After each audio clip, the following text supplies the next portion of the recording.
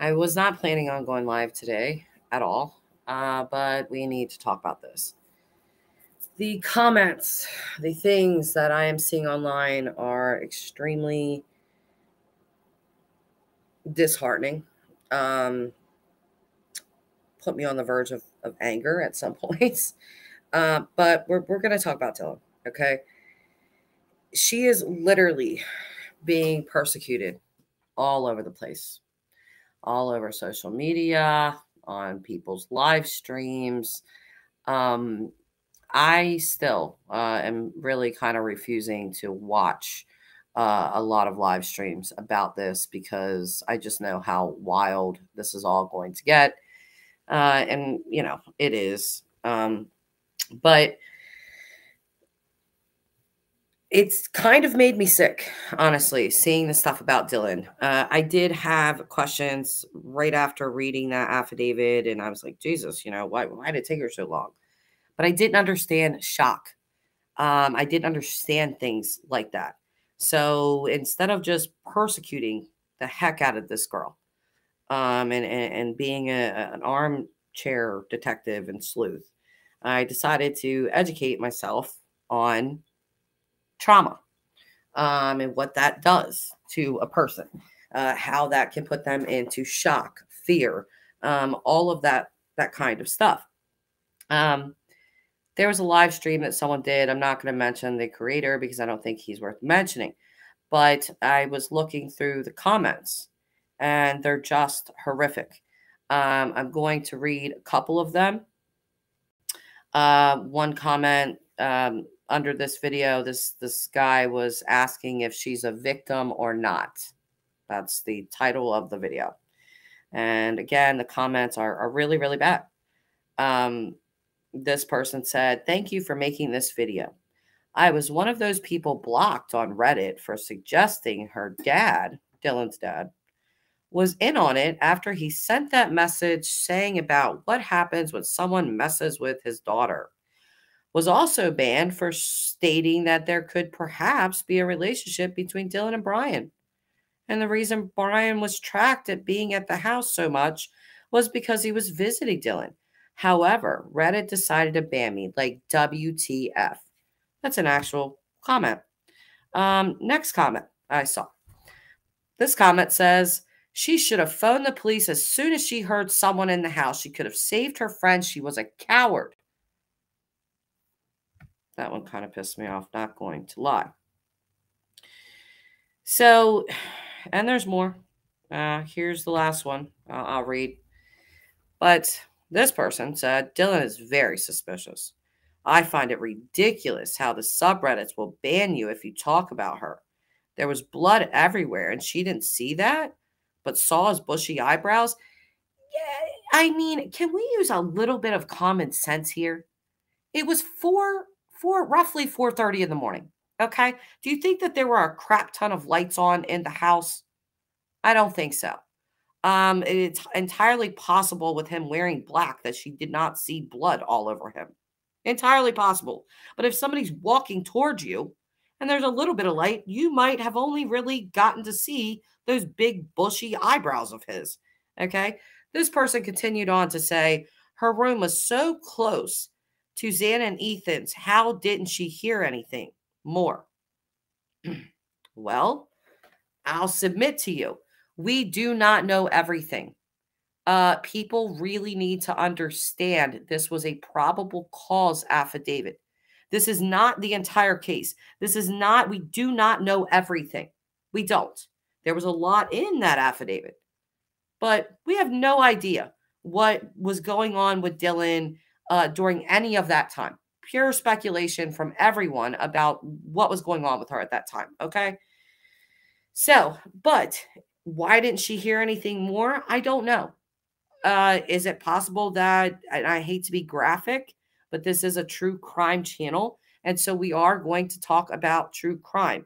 If that's not for you, then, you can go ahead and check out that. That's okay. But is it possible that he slit their throats? Therefore, you wouldn't hear a lot of screaming or anything like that.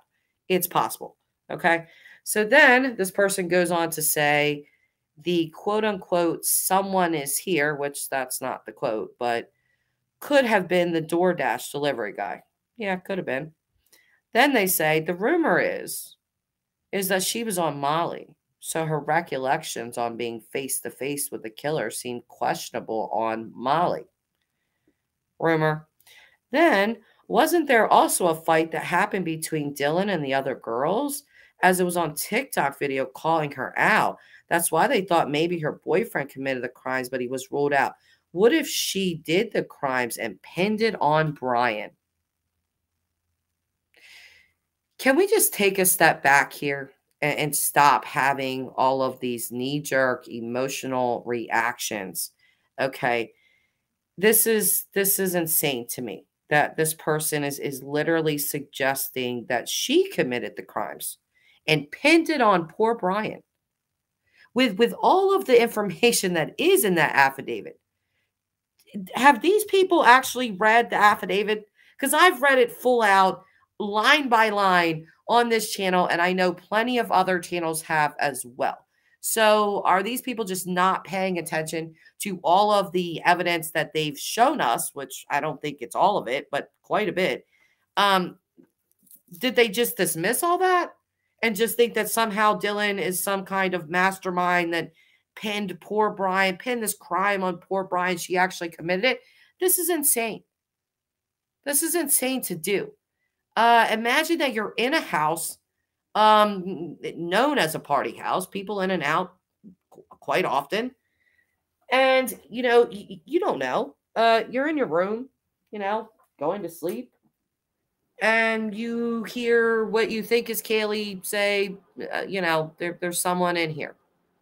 Okay. Maybe she was talking to Maddie. Okay. So not really that alarming, right? Then you hear what you think is Xana crying. So you open the door, you don't hear it anymore, and you shut your door, and maybe you think to yourself, well, maybe her and Ethan got into a fight. That's not my business. I'm not going to go over and interrupt while they're having this fight or whatever. That's up to them. Shut your door again.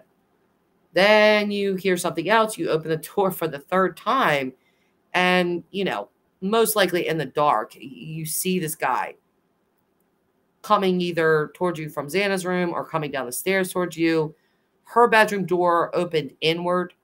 So it's entirely possible that she peeked, saw him, but he didn't quite see her, especially in the rush of adrenaline that was most likely going on with him after committing 4 murders, So it's just this persecution of her is totally unwarranted. Especially knowing that we do not know all the information.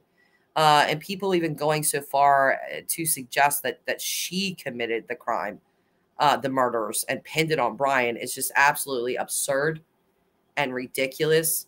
And you should really be ashamed of yourself, honestly. And now we're going to listen to Kaylee's sister. We're going to listen to Kaylee's sister for a minute because this is one of the victim's family members saying this, okay? And she nailed it here with this. Oops.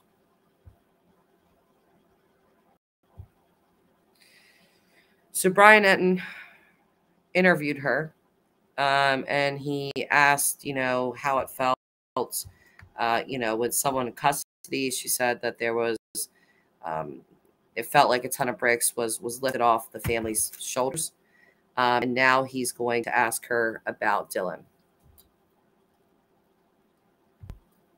One thing back to the affidavit that I think a lot of people were surprised by was the fact that one of their roommates was awake when the killer walked by, and that the 911 call wasn't made until hours and hours later. Do you know any more about why that might be? I don't have any other information for that. I do know Dylan is really young, and she was probably really, really scared. And until we have any more information, I think everyone should stop passing judgments because you don't know what you would do in that situation. Yeah, absolutely. And there's people online, obviously. it's totally inappropriate at this point. And you're right, no one knows how they would handle a situation like that or what was really happening. We only know what's in the probable cause so far.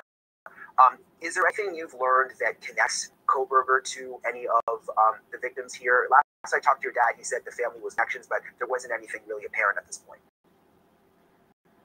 Yeah, I think we're still going to. I've had a lot of people reach out with, Instagram posts or even Spotify or lots of connections that they've been able to find, and those are super valuable. All of those go over to the Moscow Police Department as well as the Idaho State Police and the FBI, because nothing is insignificant at this point, and everything is being looked through.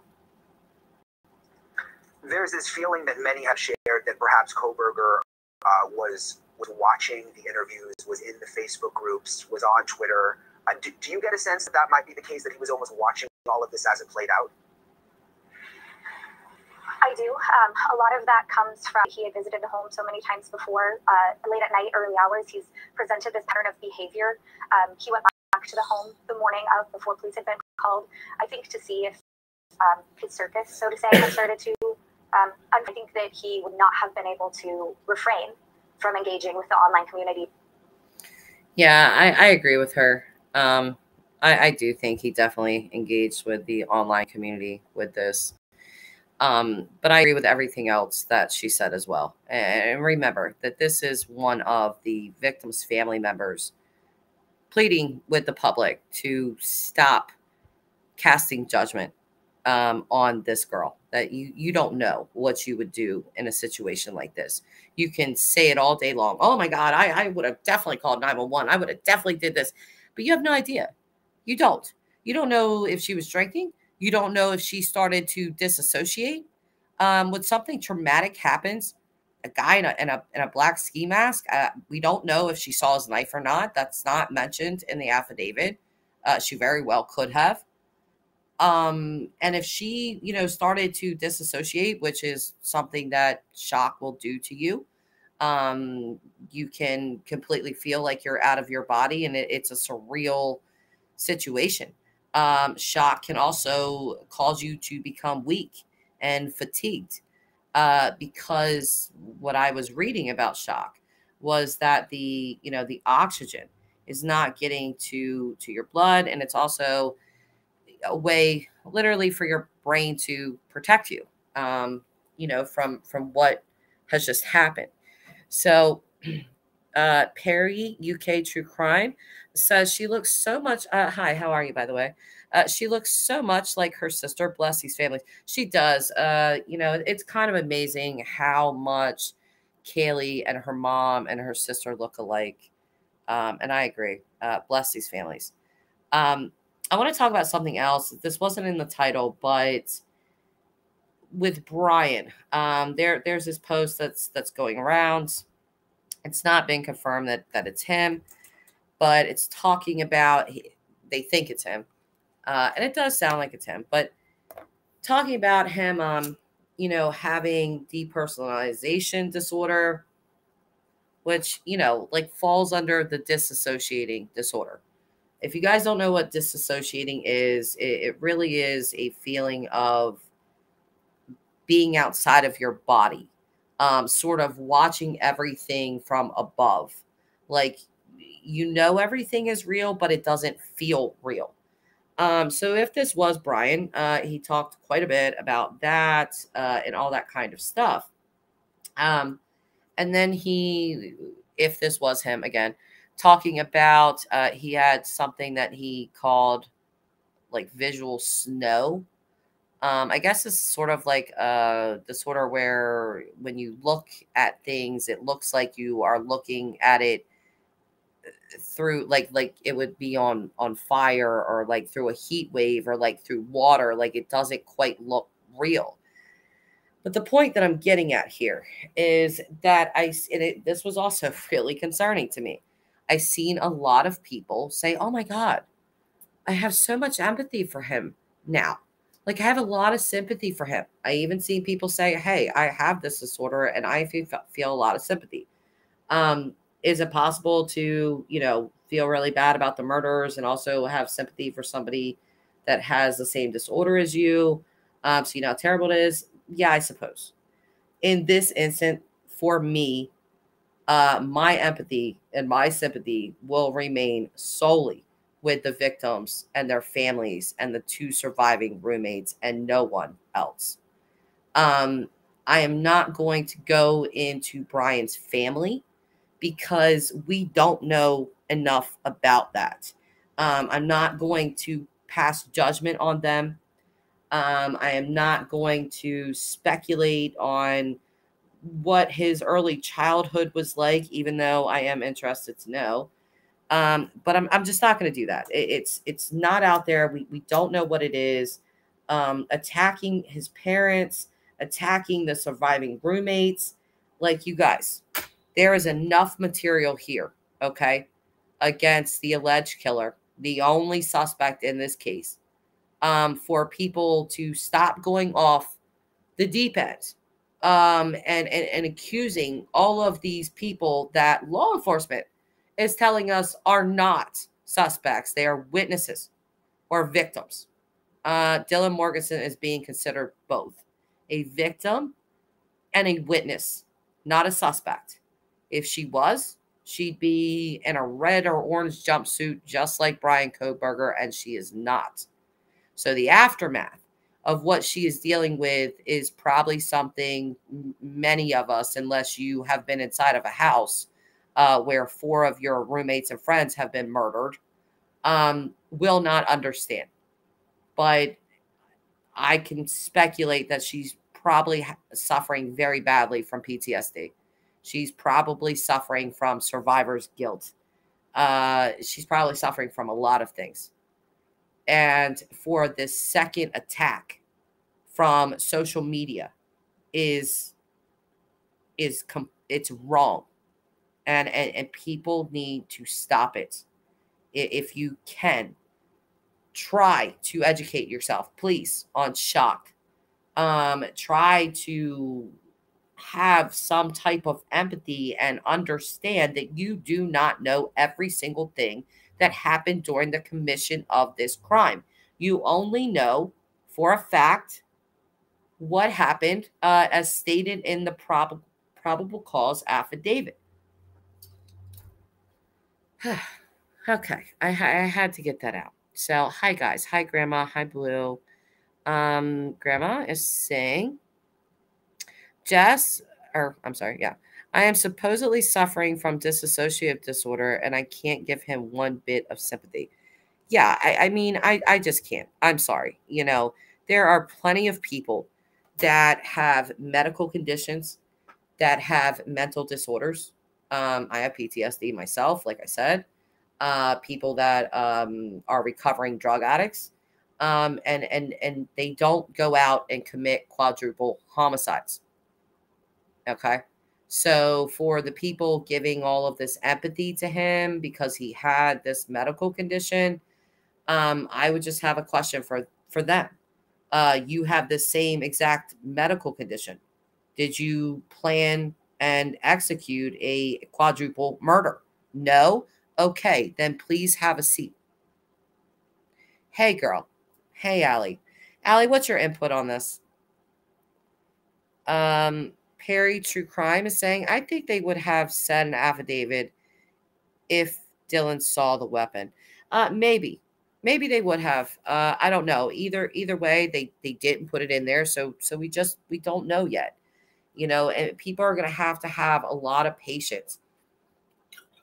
This trial, you know, this is a huge trial, unless he pleads guilty, which I don't think he's going to, but you know, we could be looking at a year or 2 out before this goes to trial.